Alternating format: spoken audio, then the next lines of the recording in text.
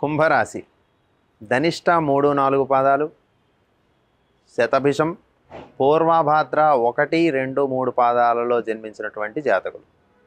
కుంభరాశి వారికి కొంత ఏలినాటి శని ప్రభావ కారణంగా ప్రయత్నాలలో అపజయం కలగడానికి, ప్రయత్న విఘ్నాలు ఏర్పడడానికి అవకాశం ఉంటుంది. ఉద్యోగులలో కొంత అసంతృప్తి ఉంటుంది. వ్యాపారులలో కూడా కొత్త వ్యాపారం ప్రారంభించాలి అనుకునేటటువంటి వ్యాపారులలో చిక్కులు ఏర్పడతాయి. ధన నష్టాలు జరగడానికి అవకాశం ఉంటుంది. ఆర్థికంగా చికాకులు వస్తాయి. తద్వారా మానసికంగా అప్రశాంతతకు గురవుతారు.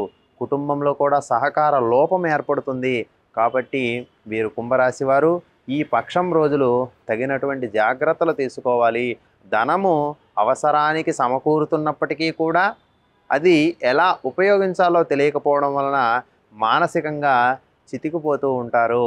వచ్చినటువంటి మార్గాలు మంచివైనప్పటికీ కూడా ఎవరో పక్కన చెప్పినటువంటి వాళ్ళ మాటలు విని మనపై ఒక భిన్నమైనటువంటి అభిప్రాయ ధోరణి సమాజంలో కలుగుతూ ఉంటుంది.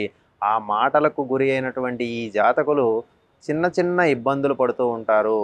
ఆరోగ్యపరంగా కూడా సమస్యలు ఈ కాలంలో చుట్టుముడుతూ ఉంటాయి. అనవసరమైనటువంటి ధనము ఖర్చులు పెరుగుతూ ఉంటాయి. ఆదాయం వస్తుంది, అయినప్పటికీ కూడా దానికి తగిన ఖర్చులు కూడా ఏర్పడడం వలన కుంభరాశి వారు ఈ పక్షం రోజుల్లో చిన్న మానసిక అసంతృప్తిని పొందుతారు. మరి ఇలా అసంతృప్తి పొందేటప్పుడు చేయవలసినటువంటి పరిహారాలు ఏమిటని మనం చూస్తే, ఉమాపతికి మీ యొక్క కష్ట నష్టాలను తెలియజేసుకొని ప్రార్థించడం వలన మీ జాతకంలో ఉండే దోషాలు తొలగి తరువాతి కాలంలో కూడా సక్రమంగా మంచి ఆనందాన్ని పొందడానికి అవకాశం ఉంటుంది. కాబట్టి ఈ కార్తీక పౌర్ణమి ఎంతో ఉపయుక్తమైనదిగా కుంభరాశి జాతకులకు చెప్పవచ్చు. కాబట్టి దీనిని ఉపయోగించుకోండి. శివ సహస్రనామ స్తోత్ర పారాయణాదులను చేయండి. బిల్వ దళాలతో శివునిని అర్చించండి. తులసీ దళాలతో శ్రీమన్నారాయణుని పూజించండి.